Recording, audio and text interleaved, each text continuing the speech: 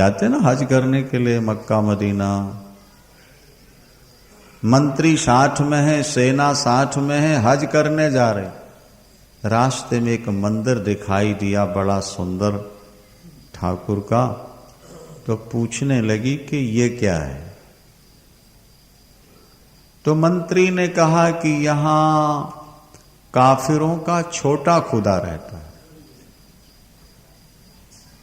यहां काफिरों का छोटा खुदा रहता है और मक्का मदीना में मुसलमानों का बड़ा।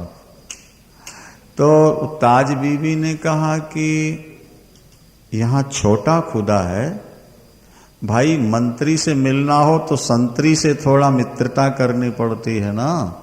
अगर बड़े खुदा का दर्शन करना है तो पहले छोटे का कर लेते हैं फिर चलेंगे।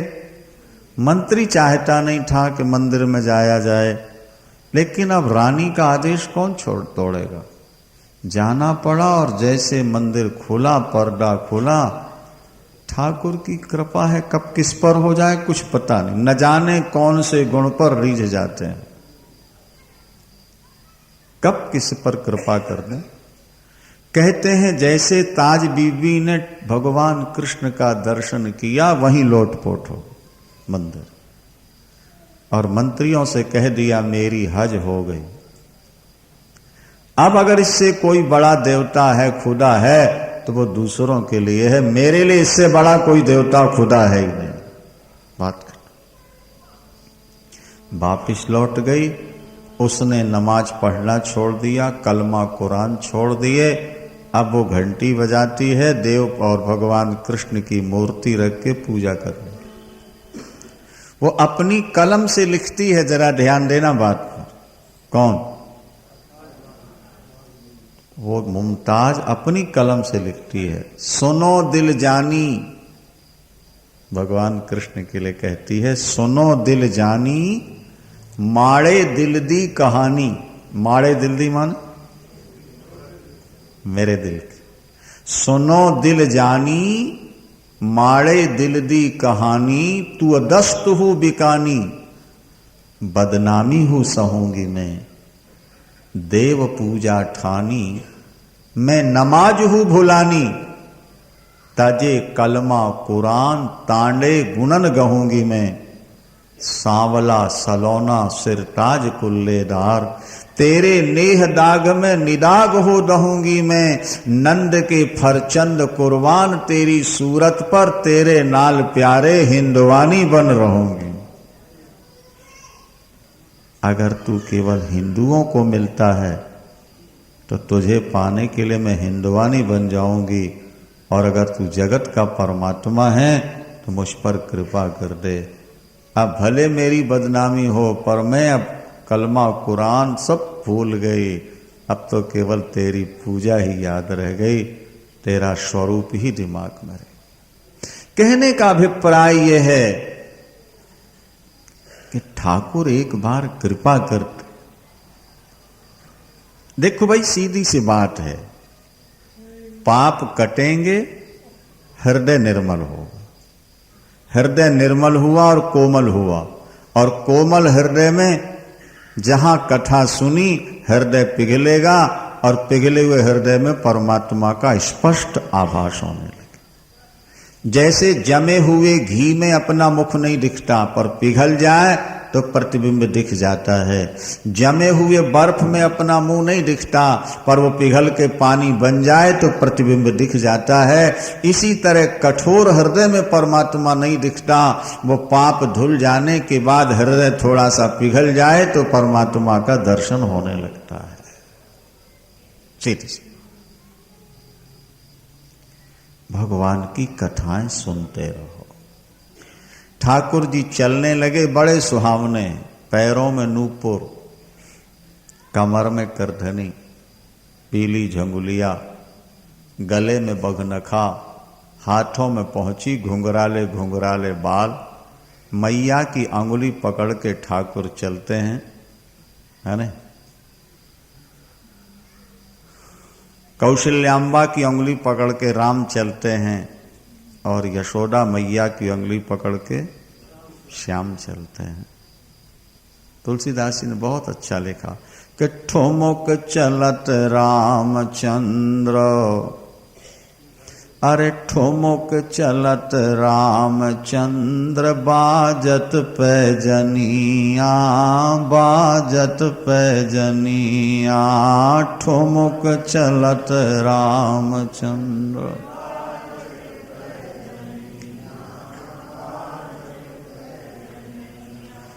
ठुमुक चलत रामचंद्र, ठुमुक चलत रामचंद्र, बाजत पैजनिया, बाजत पैजनिया, ठुमुक चलत।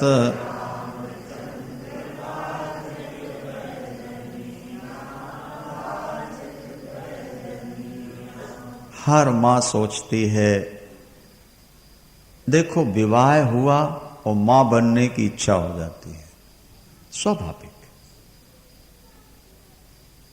गर्भ रह जाए तो खुशी, बड़ी खुशी, अब मुंह कब देखूंगी ये छटपटाहट रहती। और जब मुंह देख लेती है तो फिर छटपटाहट होती है, ये कब चलने लगेगा, कब बोलने लगेगा।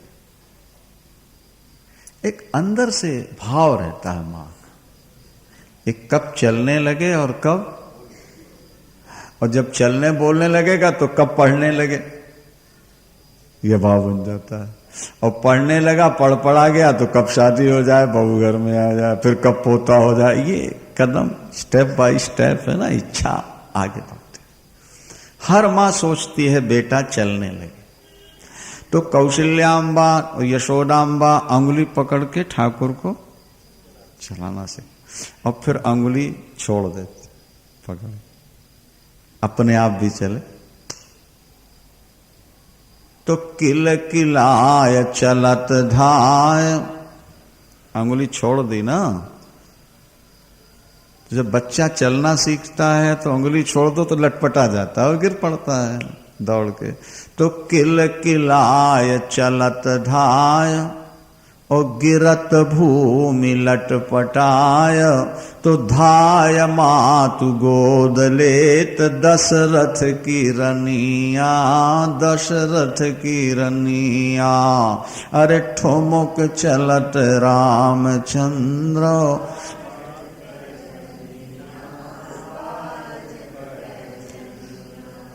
ठुमुक चलत रामचंद्र, ठुमुक चलत रामचंद्र, बाजत पैजनिया, बाजत पैजनिया, ठुमुक चलत।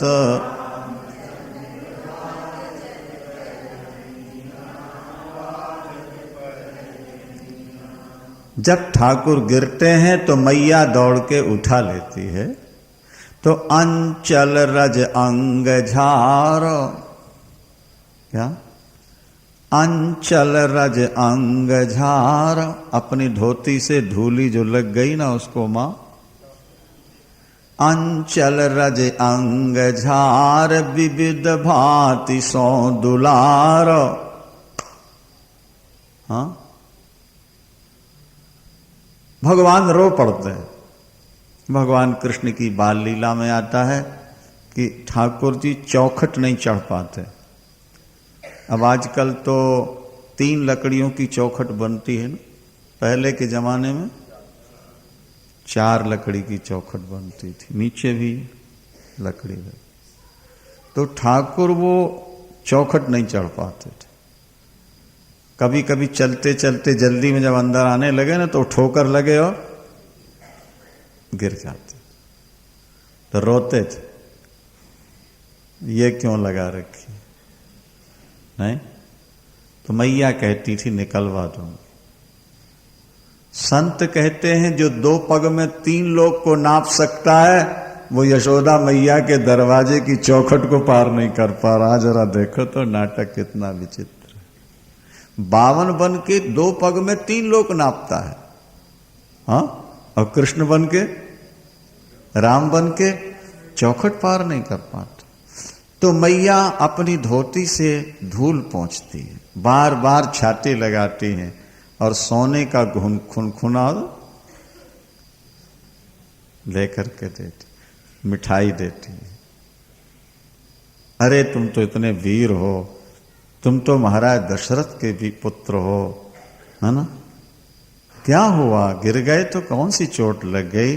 अच्छा, भगवान कहते हैं हमारा हाथ क्यों छोड़ दिया? अच्छा अब हाथ नहीं छोड़ूंगी लाला। अब एक बार भगवान कृष्ण ठीक वही लीला है, गोपी ग्वाल बाल भगवान की मधुर लीला देख देख कर आनंद लेते हैं। कभी दीवालों पर, मणियों की दीवालों पर जब अपना प्रतिबिंब दिखाई देता है तो भगवान उलझ जाते हैं, मैया इसको ला दे, ये बड़ा सुंदर है, अगर मैं छोरी होता तो इसके साथ ब्याह करा लेता। बोलो वृंदावन। अरे लाला ये तो तेरी परछाई है, तू ही तो इसमें दिख रहा है, मैया मैं इतना सुंदर कहाँ हूं, ये तो बड़ा सुंदर है। भागवत में लिखा है कि भगवान की सुंदरता दूसरों को आश्चर्य में डाल दे, मोहित कर दे, ये कोई आश्चर्य नहीं है। भागवतकार कहते हैं भगवान की सुंदरता भगवान को मोहित कर देती है अपने आप। सुंदरता की चरम सीमा।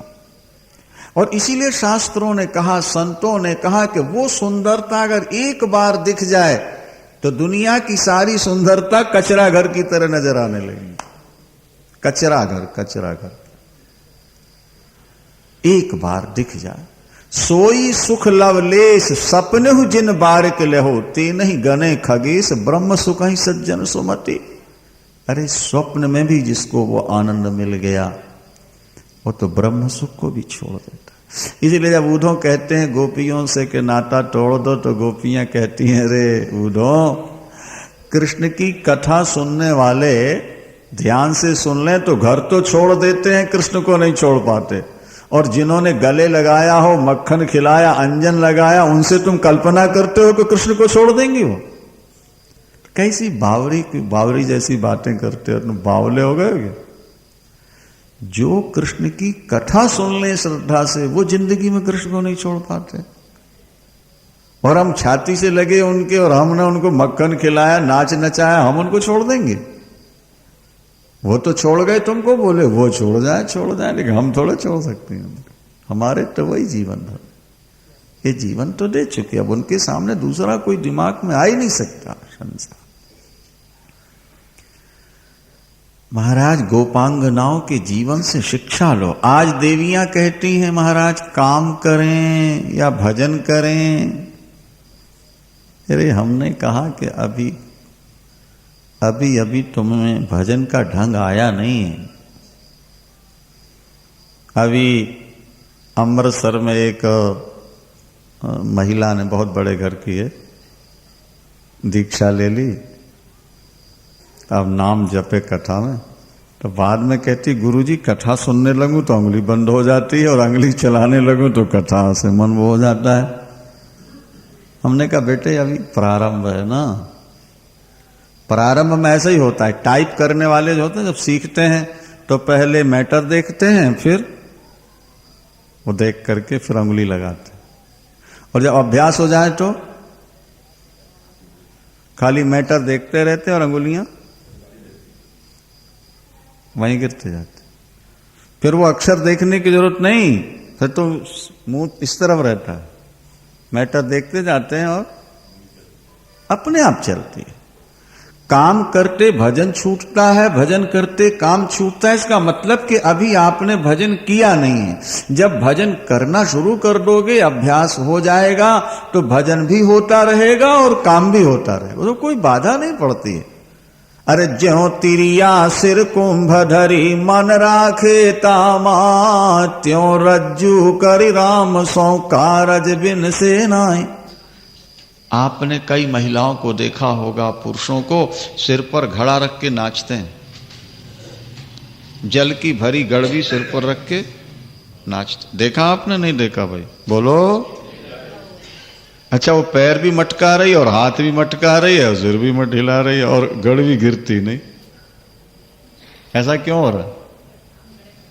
उसका ऐसा अभ्यास है कि वो ये क्रिया भी कर रही है लेकिन अपने मन को वो गड़बी पर घड़े पर रखती है। ऐसा क्यों हो रहा?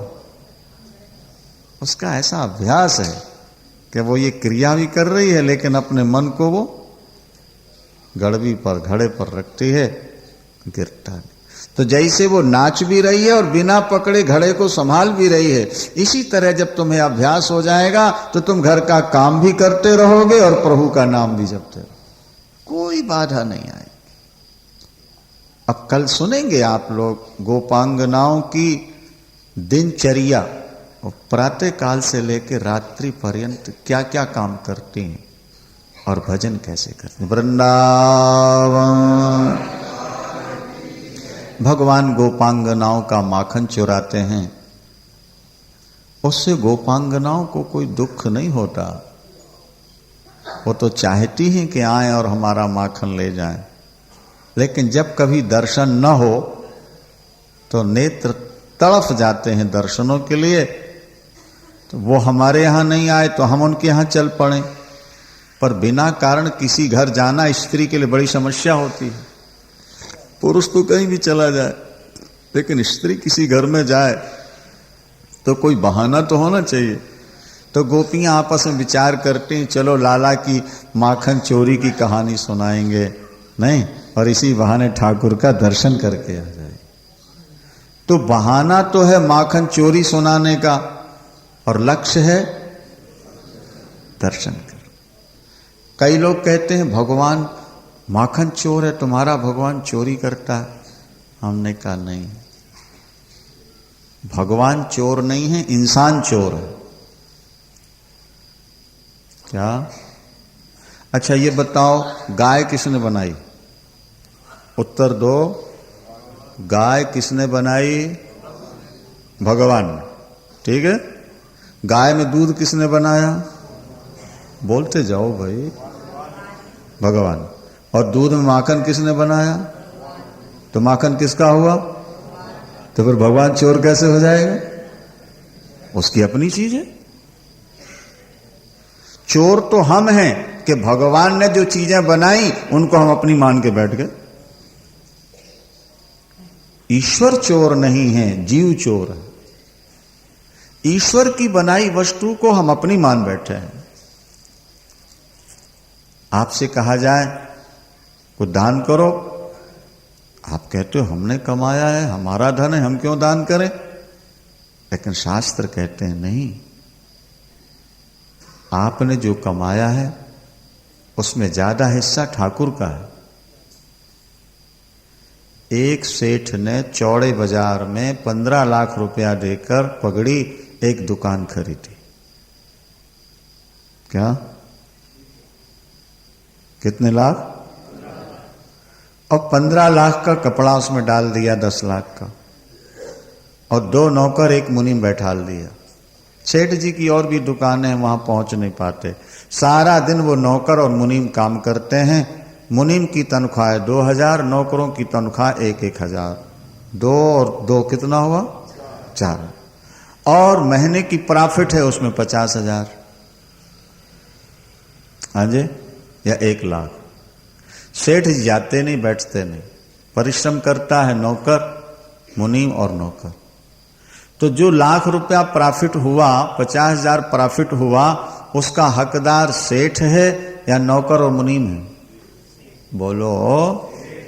हाँ, लो कह रहे हैं सेठ है। नौकर काम करता है, मुनीम काम करते हैं और कहते हैं प्रॉफिट सेठ जी मिलेगा। क्या मजेदार बात है। तो सेठ जी कहते हैं कि महाराज ध्यान दो, बोलो वृंदावन। यहां के सेठ लोग कहते हैं महाराज जी ये ठीक है कि नौकर काम कर रहा है, मुनीम काम करते हैं, सेठ नहीं जाता। लेकिन अगर 15 लाख रुपया पगड़ी देकर दुकान न खरीदी जाती चौड़े बाजार में और 10-15 लाख का कपड़ा न डाला जाता तो 1 लाख का प्रॉफिट महीने में कैसे होता? केवल नौकर के परिश्रम से ही तो नहीं इतना रुपया मिल सकता था, वो तो मालिक के रुपये से रुपया मिल रहा, इसलिए हकदार उसका मालिक। ठीक है ना? अच्छा ये बताओ, आपकी आंखें किसने बनाई? जवाब देते जाओ। हाथ किसने बनाए? पैर, दिल, दिमाग। अच्छा, तो ये सब चीजें किसकी हो गई? तो इससे जो हमने कमाया उसका हकदार कौन हुआ? भगवान। और जमा कर रहे हो अपनी तिजोरियों में, बैंक में, और कहते हो भगवान। भगवान चोर हुआ कि हम चोर हैं? हमारा भगवान चोरी नहीं करता। किसी गोपांगना के यहां जब ठाकुर माखन चुराने जाते और गोपांगना पकड़ के कहती लाला जी क्यों आए, तो भगवान भोलेपन में उत्तर देते थे, सखी अपना घर समझ के आ गया हूं। बोलो बांके। धोखे से अपना घर समझ के आ गया तेरे। बिल्कुल ठीक है, भगवान तो अपने ही समझ के आ रहे हैं, लेकिन तू पराया समझ रही है कि ये मेरे घर क्यों आ गए। भाई घर की सारी वस्तु तो भगवान की है ना, घर तो भगवान का है। सकल भूमि गोपाल की है, तो सब कुछ ईश्वर का है।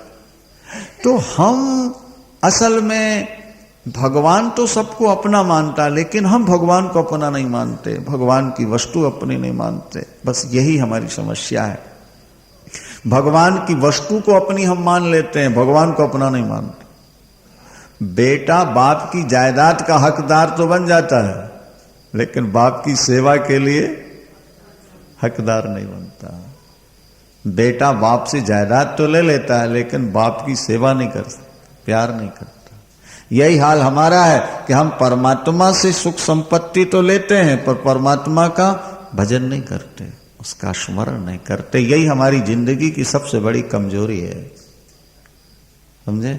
गोपांगना शिकायत करने आई, कन्हैया माखन चुराते हैं, तो यशोदा मैया ने कहा कि तुम अंधेले में रख दिया करो। गोपियों ने कहा मैया यही तो समस्या है, जहां ये खड़े हो जाए वहां अंधेला रह ही नहीं जाता, वहां उजेला हो जाता है। इनके शरीर से प्रकाश निकलता। छींके पर रख दिया करो, बोले ये सीढ़ी लगा लेते हैं। कहाँ मिलती है सीढ़ी? बोले ग्वाल वालों को झुका देते हैं, एक के ऊपर दूसरा तीसरा सीढ़ी बना के ऊपर चढ़ जाते हैं। खाएं तो खाएं और लुटा देते हैं। और मैया कहती क्यों रे तू माखन चुराने जाता है? अरे मैया मैं काहे को किसी की चोरी करूं, मैं तो सुबह से बछड़े चराने जाऊं, शाम को लौट के आऊं, छोटे छोटे मेरे हाथ, इनका कैसे। तो ये शिकायत करने तो आई है। मैया ये शिकायत करने नहीं आई, ये मुझको घूर घूर के देखने आई है। मेरे को ढीठ लगेगी, मैं मरूंगा, तू बिना बेटे की हो जाएगी। बोलो वृंदावन। मां के गले लग के रोने लगते, ये झूठी चोरी लगाते। और गोपियां खूब हंसती हैं ठाकुर का दर्शन करके। एक दिन भगवान ने मिट्टी खा ली, ग्वाल वालों ने शिकायत की, मैया कन्हैया ने मिट्टी खा ली। मैया को क्रोध आ गया। मैया ने कहा अरे चटोरे, अरे चंचल अजितेंद्री, तू माटी भी खाने लगा है? पता नहीं माटी खाने से पेट में कीड़े हो जाते हैं। छड़ी उठाई मैया, तूने माटी खाई है? भगवान झूठ बोल गए, ना हम भक्षितवानम वो सर्वे मिथ्या विशंसिना। मैया मैंने मिट्टी नहीं खाई। फिर ये कह तो रहे हैं, बोले सब झूठ बोलते हैं। अगर तुझे विश्वास ना हो मेरा मुंह देख ले। भगवान ने बंदर घुड़की दी ना, जोर से बोल दो, शायद सामने वाला विश्वास कर ले। जैसे बंदर एकदम दौड़ता है ना। मैया ने कहा अच्छा देखा मुंह अपना, तो भगवान डर गए कि मिट्टी तो मुंह में है ही है, खाई थी।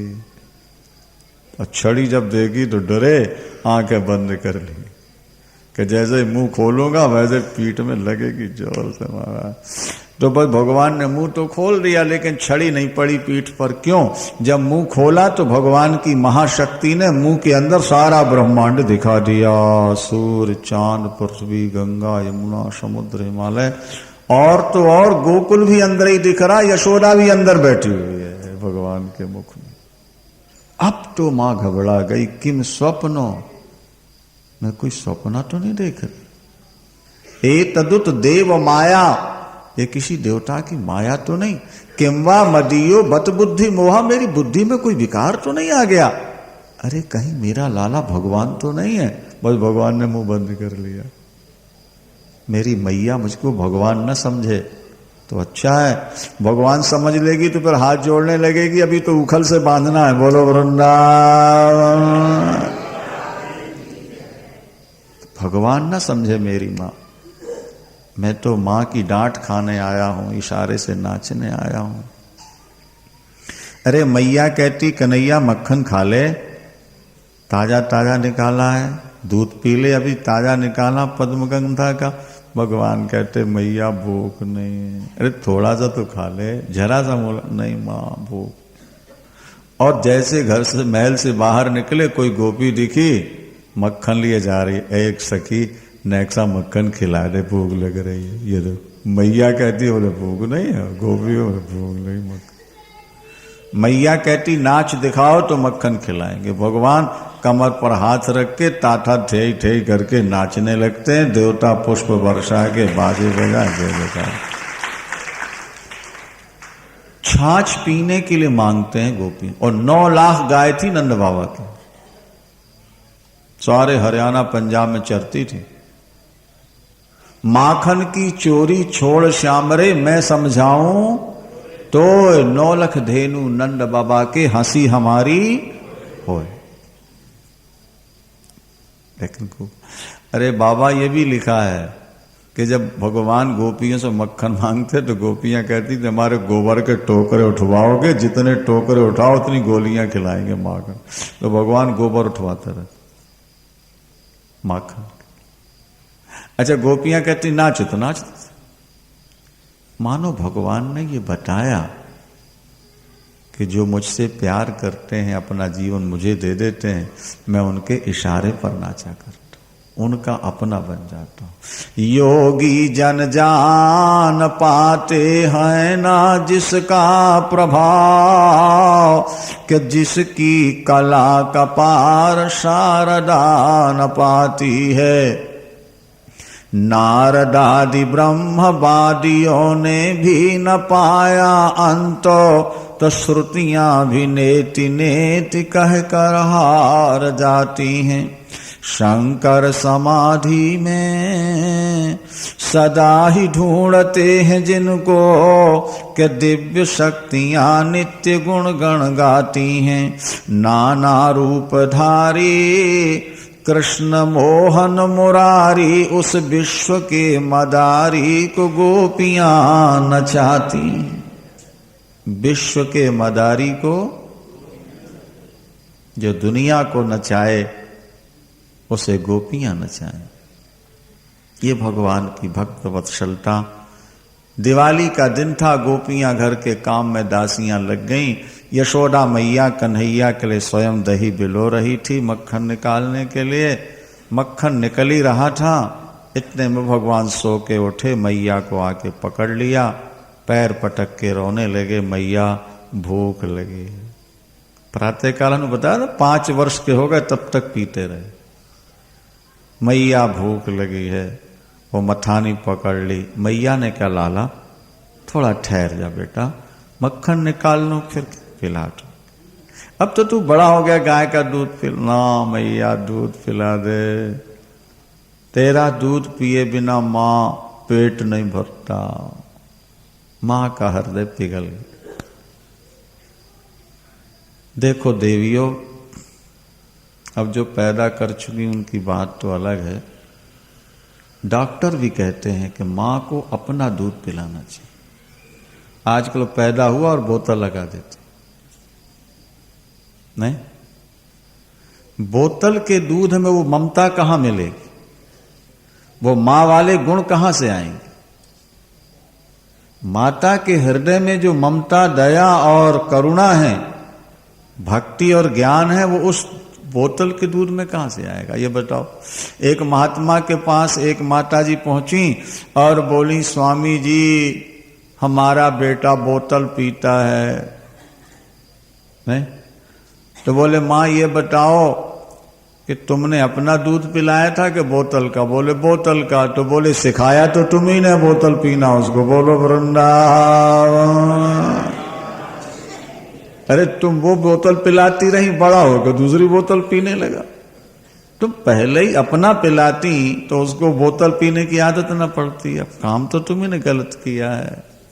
देखो, परमात्मा ने तुम्हारे अंदर दूध इसलिए बनाया है। पहले क्यों नहीं बनता दूध बच्चा होने से पहले, और बच्चा बड़ा होते क्यों सूख जाता है? इसका मतलब है कि परमात्मा चाहते हैं कि मां अपना दूध पिलाए, अपने परमाणु उसके अंदर प्रवेश करें, अपना ज्ञान प्रवेश करे। तो आजकल की देवियां तो महाराज अब नए युग में बह चुकी हैं। बस वो सिनेमा को अपना मंदिर मानती हैं, एक्टरों को भगवान मानती हैं, वो जैसा करते कराते वही देख के वैसे चलती रहती। ये बड़ा गड़बड़ हो गया। देखो, थोड़ा अपने आप को संभालो, अपनी प्राचीन संस्कृति को देखो, अपनी प्राचीन परंपराओं को देखो, उसमें बड़ा रहस्य था। अपना दूध पिलाओ, शुद्ध गाय का दूध पिलाओ। एक बेटे को तुम भैंस का दूध पिलाओ बोतल का, और एक बेटे को तुम अपना दूध पिलाओ और शुद्ध गाय का दूध पिलाओ। देखो दोनों की बुद्धि में फिर क्या अंतर होता, करके देख लो। जिसको मां अपना दूध पिलाएगी, शुद्ध गाय का दूध पिलाए, उसका निर्मल दिमाग होता, शुद्ध। बोलो वृंदावन। छोटे नहीं है भगवान, बड़े हो गए ना। मैया ने मंथन बंद कर दिया, गोद में लेके बैठ गई और भगवान दूध पीने लगे। बीच बीच में छोड़ करके मां को देख के हंसने लगते हैं, कपड़े में मुंह छुपाने लगते हैं, और मां भगवान का मुंह चूम लेती हैं, सिर पर हाथ फेरती हैं। देवता पुष्प वर्षाकर बाजे बजाकर जय जयकार कर। कितनी भाग्यशालिनी है यशोदा मैया, कन्हैया को गोद में लेकर दूध पिला।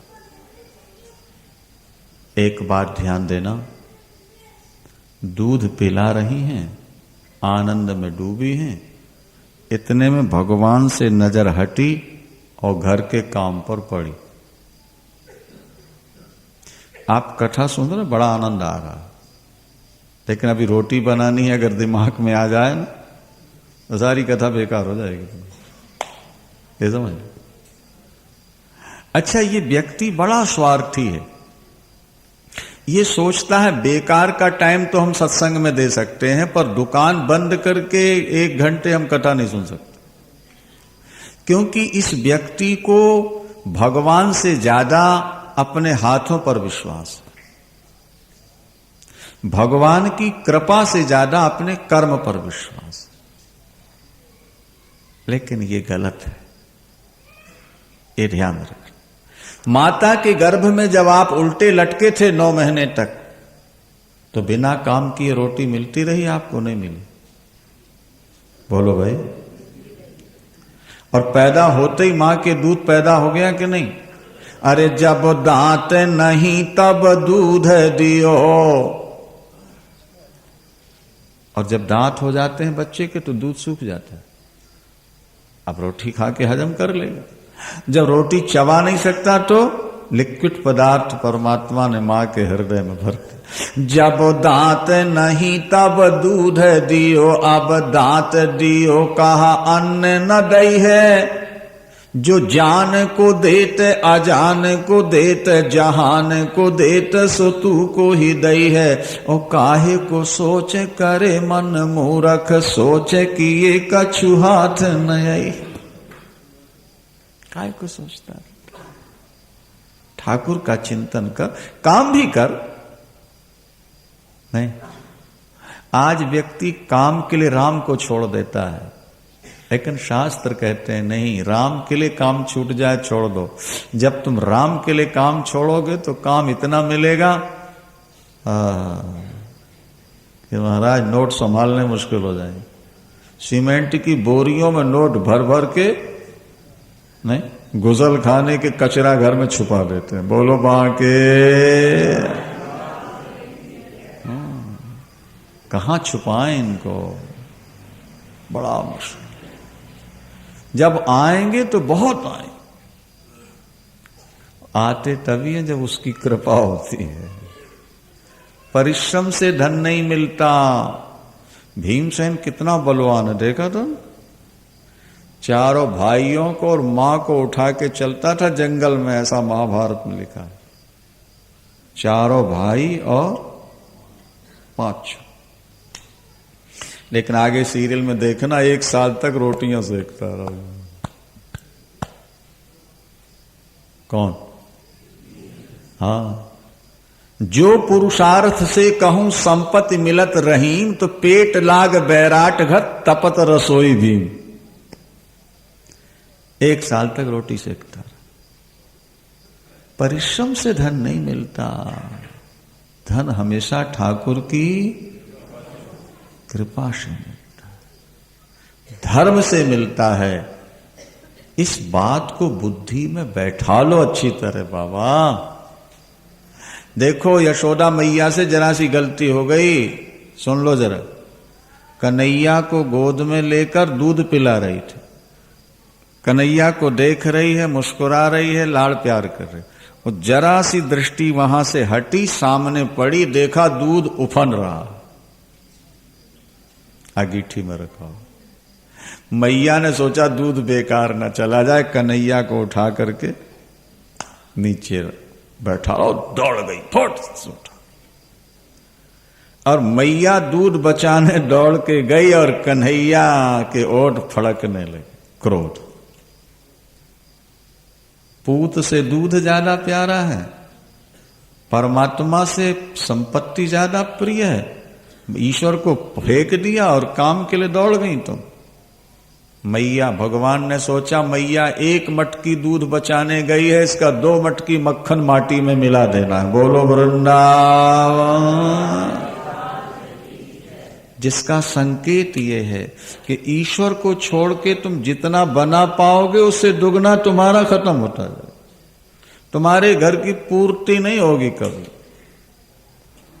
जो ईश्वर से विमुख रहते हैं बुढ़ापे तक घर से छुट्टी नहीं मिलती उनको, और जो भजन करके काम करते हैं तीसरापन आते आते बेटे घर का काम संभाल लेंगे, जाओ पिताजी अब भजन करो। पिता नालायक हो खुद न करे अलग बात है, और नहीं तो उसके बेटे समर्थ हो जाएंगे और कहेंगे जाओ पिताजी अब आप भजन करो। जो धर्म से चलेगा, भजन करेगा, वो तीसरापन आते आते घर से चौथेपन में तो कोई काम रहेगा नहीं उसका। और जो ईश्वर से विमुख रह के काम करेगा, मरते मरते घर से छुट्टी नहीं मिलेगी। ये समझ? उठाने गए, मैया दूध बचाने गई, कन्हैया ने पत्थर या वो मथानी पटक दी, वो मटकी में जो भरा मक्खन था वो वहां से भाग के कमरे के अंदर गए। छींके पर 1 मटकी टंगी हुई थी मक्खन की, उखल नीचे रखा, खड़े हो गए। देखा हनुमान जी को बुलाया, बोलो पवन सुत हनुमान की। अरे भैया त्रेता में यार कंदमूल फल खाते रहे, जरा द्वापर में मक्खन भी तो खा जाओ हमारे हाथ से। बंद हनुमान जी बंदरों को लेके फट से आ गए। मरकान भोक्ष्यन भागवत में लिखा, स्वयं खा रहे और बंदरों को। तब तक मैया दौड़ी दौड़ी आई, देखा 1 मटकी मक्खन गायब। छड़ी उठाया मैया ने, उसी ने खराब किया है। अब मैया भगवान थोड़ा मानती है, मां तो अपना बेटा समझती है ना। छड़ी उठाई और देखा तो 1 मटकी तो ये बेकार गया, और दूसरी मटकी हाथ में लिए बैठा है, खा रहा बंदरों के लिए। अच्छा ये मटकी माटी की थी, पर थी बहुत पुरानी, दरिया सास के हाथ की। तो पुरानी चीजें में ममता बहुत होती है, तो मैया ने आवाज लगाई, अरे ये मेरे ददिया सास के हाथ की मटकी है, इसको नहीं तोड़ना, नहीं तो बहुत मारूंगी। और भगवान ने ऐसी पटकी के वो चूर चूर हो गई महाराज। हाँ, इसका लक्ष्य ये है कि भगवान सोचते हैं कि देखो लोग मुझे भी पाना चाहते हैं और ममता की मटकी को संभालना भी चाहते हैं। ये ममता की मटकी जब तक फूटेगी नहीं तब तक ईश्वर अपना कैसे बने। और पटक के और भाग, और मैया पीछे पीछे छड़ी लेकर दौड़ी। नहीं, और दौड़ते दौड़ते, देखो भगवान भागेगा तो कोई पकड़ नहीं सकता, क्योंकि उसके पैर तो बहुत लंबे हो, 2 पग में 3 लोग नाप लेता है, 52 रूप। लेकिन मैया जब पीछे दौड़ी, अच्छा ज्यादा तेज नहीं दौड़ पाती थी, क्योंकि मैया का शरीर थोड़ा सा भारी था, कटी भाग थोड़ा स्थूल था भागवत में। पर प्रभु ने ये सोचा कि जो मेरे पीछे दौड़े उसके पकड़ में तो आना चाहिए, पकड़ में नहीं आऊं तो मेरे भक्त निराश हो जाएंगे। तो थोड़ा धीरे धीरे दौड़े और मैया ने दौड़ के हाथ पकड़ लिए। नहीं, ये सोमनाथ जी वही चित्र आपके उसमें दे रहे हैं कैस्टों में। मैया ने दौड़ के कन्हैया को एक हाथ से पकड़ा और दूसरे से छड़ी उठाई मारने के लिए। भागवत में लिखा कि भगवान कृष्ण की आंखों से टप टप आंसू गिरने लगे। एक हाथ ऊपर किया, आंसू पहुंचते जा रहे हैं और सिर बचा रहे और कहते हैं, मां गलती हो गई, अपराध हो गया, मां क्षमा कर दे, अब जीवन में कभी चोरी नहीं करूंगा। बाबा नंद की सौगंध उठवा ले, गौ की सौगंध उठवा ले, पर मैया मारे नहीं मेरे को, चोट लग जाएगी। मां मुझे माफ कर दे, मैं जैसा भी हूं तेरा इकलौता बेटा हूं। एकदम आंखों से आंसू छर छर छर, काजल सब गाल में, कपड़ों में, कांपने। संत कहते हैं जिसकी भ्रगुटी टेढ़ी होने से काल डर जाता है, भय भी भयभीत हो जाता है, आज वो मैया की पतली छड़ी से डर कर रो रहा। जो हिरण्यकश्यपु हिरण्याक्ष की गदा से न डरा, जो रावण के बाणों से न डरा, नहीं, जो कंस की शक्ति से न डरा, वो भगवान आज पतली छड़ी से। ये दुनिया को भगवान ने बताया है कि मैं भक्तों के वश में हूं, भक्तों के सामने मेरी शक्ति गायब हो जाती। मां मां कह के जब चीखने लगे, मैया मारे नहीं मारे नहीं, तो मां का माखन जैसा कोमल हृदय पिघल गया। एक ही एक तो है, अगर चोट लग गई दवाई भी तो फिर मां को करनी पड़ेगी। छड़ी तो गिर गई, पकड़ के रस्सी उठाई, बांध दूं खल से, थोड़ी देर खाने पीने को नहीं दूंगी तो ये डर जाएगा, फिर चोरी नहीं करेगा। जिनका नाम लेके बड़े बड़े पापी संत बन गए, वो मैया अपने भगवान की चोरी छुड़ाने के लिए गणेश जी का पूजन करती थी। गणेश चौथ नहीं हो व्रत, तो गणेश चौथ का व्रत करती हैं यशोदा जी, और 1000 बेसन के लड्डू बना के गणेश जी को भोग लगाती हैं। और मांगती क्या है बोलो, पता है? हे गणेश भगवान, इसकी चोरी छुड़ा दे, इसकी गंदी आदतें छुड़ा दे, हम तुझे प्रणाम। एक बार तो यशोदा जी ने भगवान के दोनों हाथ बांध दिए पीछे, और 1000 लड्डू बना के गणेश चौथ को गणेश जी के सामने रखा, और गणेश भगवान इसकी चोरी छुड़ा देना। और गणेश जी ने क्या किया, अपनी सूंड से लड्डू उठा के भगवान के मुंह में दे दिए। आंख बंद करके यशोदा बुलवा रही थी ना लाला से, बोल गणेश भगवान, मैया ने चौथ का व्रत किया, 1000 लड्डू हम चढ़ा रहे हैं, हमारी आदत सुधार दो, हमारी बुद्धि ठीक कर दो। बोलते बोलते चुप हो गए, क्योंकि बीच ही में गणेश जी ने मुंह में लड्डू डाल दिया। तो मैया ने सोचा बोलते बोलते चुप क्यों हो गया, आंख खोल के देखा तो लड्डू खा रहा है। तो मैया समझ गई यहां भी चोरी कर ले, सारे लड्डू झूठे कर दिए। एक थप्पड़ लगा गाल में, सारे लड्डू झूठे कर दिए तूने। तो भगवान के टप टप आंसू गिरन, जल्दी लड्डू तो गुटक गए, और बोले मैया मैंने लड्डू नहीं जो मेरे पर हाथ बने। तो लड्डू कैसे तेरे मुंह में आ गया? पे झुक करके तूने मुंह से पकड़ लिया होगा। ना माँ, गणेश भगवान ने सूंड से उठा के मेरे मुंह में। झूठ बोलता है। देवता कहीं देते हैं? बोले मैया तेरी सौगंध खाऊं, गणेश जी ने दी। अच्छा, बोले मेरे सामने खिलाए, गणेश तो मानू। तब फिर गणेश भगवान कहने लगे, भगवान कृष्ण ने कहा, ये गणेश भगवान, अगर मार से बचवाना है मेरे को तो एक लड्डू और दे दो, तो नहीं तो मैया बहुत मारेगी।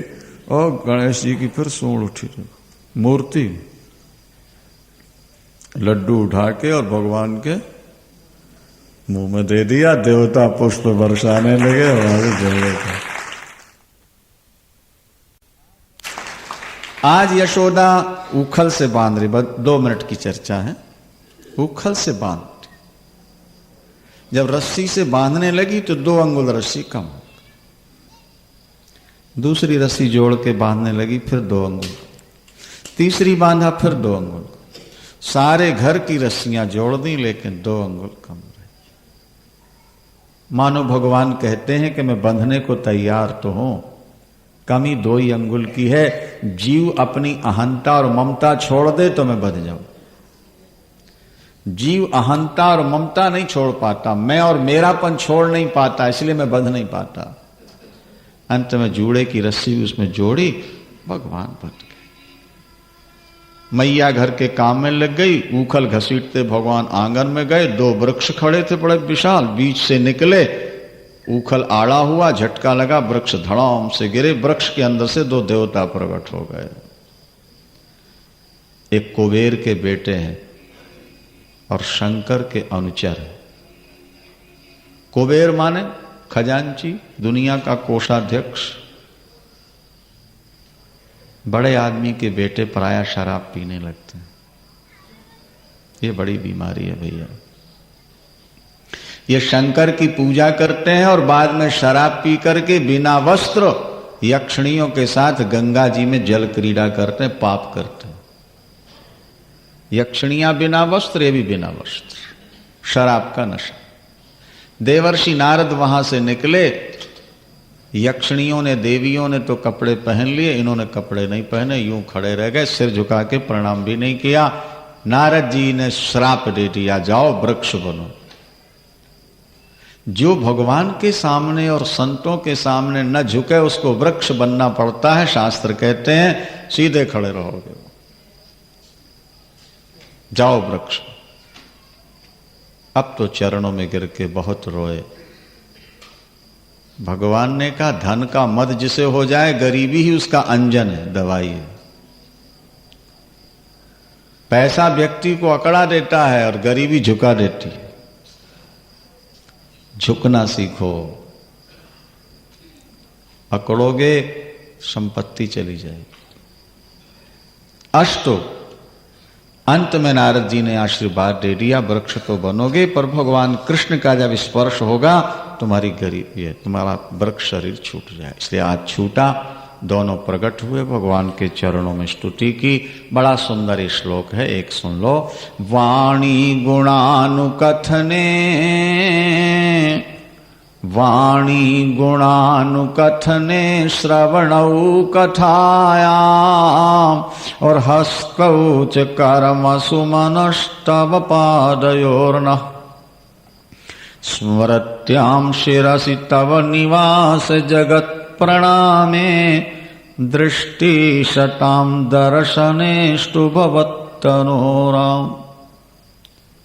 उन यक्षों ने, कुबेर के पुत्रों ने भगवान से स्तुति करते हुए कहा, प्रभु हमारी वाणी आपका गुण गाती रहे, हमारे कान आपकी कथा सुनते रहें, हमारा मन आपके चरणों में लगा रहे, हमारा मस्तक बड़ों के चरणों में झुके, हमारे पैर सत्संग और तीर्थों में दौड़ करके जाएं। हे दीन बंधु, अब हम कोई गलती न कर सकें, ये हमें आशीर्वाद दे दो। भगवान ने कहा तथास्तु। वो चले गए। देवता पुष्प वर्षा के बाजे बजाए, जय जयकार की। नंद बाबा ने आकर भगवान की रस्सी खोली। भगवान का नाम गोविंद पड़ा है, आज भी रस्सी का निशान है। जो व्यक्ति इस कथा को श्रद्धा से सुनते हैं भगवान उनके भी प्रेम के बंधन में आ जाते हैं और अंत में उनको भी भगवान की प्राप्ति हो जाती है। यही कहकर विराम लेते हैं। शेष कथा कल आप श्रवण करेंगे। भगवान कृष्ण के द्वारा यमलार्जुन का उद्धार हुआ, दोनों वृक्ष धराशायी हुए। ग्वाल वालों ने जब ये कहा कि बाबा लाला ने दोनों वृक्ष गिराए और यहां से 2 देवता प्रकट हुए थे, तो बाबा को विश्वास नहीं हुआ इस बात पर कि मेरा छोटा सा कन्हैया इतने बड़े विशाल वृक्षों को कैसे गिरा सकता है। नंद बाबा और यशोदा के मन में भगवान के प्रति मधुर भाव था। एक माधुर्य लीला होती है, दूसरी ऐश्वर्य लीला होती है। ऐश्वर्य लीला उसको कहते हैं जहां प्रभु अपनी ईश्वरता दिखाते हैं, अपना ईश्वर पने का प्रभाव दिखाते हैं, उसको ऐश्वर्य लीला कहते हैं। और जहां भगवान बिल्कुल सामान्य मनुष्य की तरह लीला करते हैं उसको माधुर्य लीला कहा करते हैं। नहीं तो माधुर्य लीला में लोगों को संशय हो जाता है। भगवान नंद बाबा के सामने, यशोदा मैया के सामने मधुर लीला करते हैं ताकि इनको ये विश्वास न होने पाए कि हमारा लाला भगवान। क्यों? अगर ये भगवान समझ लें तो आपत्ति क्या है? बोले फिर ये हमसे डरेंगे, हाथ जोड़ेंगे, फिर जैसे अभी डांटते हैं, डपटते हैं, प्यार करते हैं, वो भाव कम हो जाते। इसलिए दशरथ जी ने जब मनु के रूप में पहले तप किया और भगवान ने उनको दर्शन देकर कहा वर मांगो, तो मनु जी ने कहा कि आपकी तरह बेटा चाहिए। चाहो तुम ही समान सुत और प्रभुसन कवन दुराव। ठीक है, प्रभु ने दे दिया। इसके बाद मनु जी ने एक वरदान और मांगा। क्या? सुत विषयक ताव पद रति हो, सुत विषयक ताव पद रति हो, के मोहि बड़ मूढ़ कहे किनको। भले लोग मुझको मूर्ख समझते रहें, लेकिन मेरा मन आपके प्रति, आपके चरणों में लगा रहे, पर आप मुझे भगवान के रूप में कभी नहीं दिखना। आप मुझे सदा बेटे के रूप में दिखते रहे। ये मनु ने भगवान से वर मांग लिया। कौशल्या जी ने कहा था मुझे प्रेम के साथ विवेक भी दे देना। इसलिए ध्यान देंगे रामायण पढ़ करके कि कौशल्या जी के सामने तो भगवान चतुर्भुज रूप में प्रकट होते हैं, पर जब दशरथ जी आते हैं तो 2 भुज हो जाते हैं, 2 भुजा उनके गायब। जैसे भय प्रगट कृपाला दीन दयाला कौशल्या हितकारी, हर्षित महतारी मुनि महनारी, अद्भुत रूप विचारी, लोचन अभिरामा तनुघन श्यामा, निज आयुध भुज चारी। कौशल्या जी के सामने भगवान चतुर्भुज है, लेकिन दशरथ जी को चतुर्भुज रूप भगवान राम ने दिखाया, ऐसा मानस में रामायण में कहीं नहीं मिलेगा। क्योंकि दशरथ जी ने मनु के रूप में ये वर मांगा था कि आप हमारे पुत्र बनो और पुत्र जैसा ही व्यवहार करो। कौशल्या जी ने कहा था कि हमको प्रेम के साथ थोड़ा विवेक दे दो ताकि आपके ब्रह्म स्वरूप का ज्ञान भी बना रहे। और इसीलिए राम के वियोग में दशरथ जी समाप्त हो गए, पर कौशल्या जी समाप्त नहीं हो पाई, क्योंकि उनके अंदर प्रेम के साथ विवेक भी था। तो मधुर लीला जहां होती है वहां विवेक की जरूरत नहीं है, वहां तो केवल प्रेम की आवश्यकता होती है, अपनेपन की आवश्यकता होती है। महाराज श्री दशरथ यहाँ नंद बाबा और यशोदाम्बा, इनको भी भगवान अपना प्रभाव नहीं दिखाते ज्यादा। कभी कभी कुछ लीलाएं दिखा देते हैं, जैसे यशोदा मैया को मुख में ब्रह्मांड दिखा दिया, या उखल से बांधने लगी तो नहीं बांध पाए, सारी रस्सियां जोड़ दी फिर भी 2 अंगुल कमी रही। एक सुखिया मालिन आती थी, मालिनी फल बेचती थी। वो फल, जैसे माली तुम्हारा फूल बेचता है, उसकी पत्नी फल बेचती।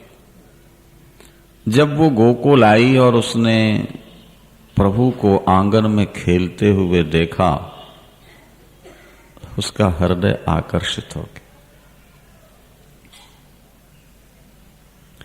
रामायण में लिखा है ना भाई, राम जी जब जनकपुर पहुंचे तो वहां सखियां आपस में बात करती हैं कि काहू सखी अस को तनुधारी, और जो न मोह यह रूप निहारी। चित्रकूट प्रभु राम जाते हैं तो मनुष्यों की तो बात छोड़ दो, रामायण में लिखा है कि खाग मृग चले जाहि संग लागे। जो मृग घास चर रहे हैं, पक्षी जो डालों पर बैठे हैं, जब राम वहां से निकलते हैं तो वो मृग चारा चरना छोड़ के राम के पीछे पीछे पीछे, वो पक्षी भी साथ साथ उड़ते हुए राम के साथ जा रहे हैं। खाग मृग चले जाहि संग लागे, ऐसा लिखा हुआ है। ऐसा क्यों है? इसलिए कि परमात्मा सबकी आत्मा है, ये बात ध्यान दो। और अपनी आत्मा से सबका प्यार होता है। एक बात थोड़ी सी कठिन कह दें, फिर सरल सुनाते हैं, ध्यान से सुनना। अच्छा, देखो, दुनिया में व्यक्ति को सबसे प्रिय अपनी आत्मा, सबसे ज्यादा प्रिय अपनी आत्मा। आप कहते हैं हमको नोट बहुत प्यारे लगते हैं, हम कहते हैं गलत है। नोटों से बेटा ज्यादा प्यारा है। आप दान भले न करो धनवानों को, पर बेटा बीमार हो जाए और डॉक्टर कहे 25,000 लगेगा, क्या बोलोगे? यही शब्द होगा कि 50 लग जाए डॉक्टर साहब, लेकिन हमारा बेटा ठीक होना चाहिए। बोलो वृंदावन श्रीमन नारायण नारायण नारायण श्रीमन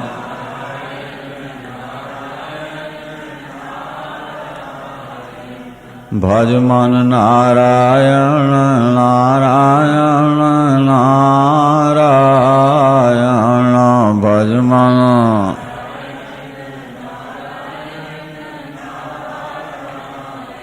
तो नोट ज्यादा प्रिय हुए या पुत्र ज्यादा प्रिय है? मुझे पुत्र प्रिय हो गया। नोट प्यारे तो हैं, लेकिन उससे ज्यादा प्यारा पुत्र है, पत्नी। अच्छा, पत्नी पुत्र प्यारे तो हैं, लेकिन उससे भी ज्यादा प्रिय अपना शरीर है। ये भी ध्यान देंगे। मकान में चारों तरफ से आग लग जाए, क्या पिता बाहर हो दुकान में, फोन जाए घर में आग लग गई, और आके देखे चारों तरफ से आग लगी। सड़क पर खड़ा खड़ा रोएगा, सिर पीटेगा, बेहोश होएगा, और ये कहेगा 1 लाख दूंगा, 2 लाख दूंगा, 5 लाख दूंगा, मेरे बेटे को बचा दो। दूसरों से कहेगा जाके निकाल लाओ, खुद नहीं जाएगा। तो बेटा ज्यादा प्यारा हुआ या शरीर? बोलो भाई। धन प्यारा है, लेकिन धन से ज्यादा पुत्र और पत्नी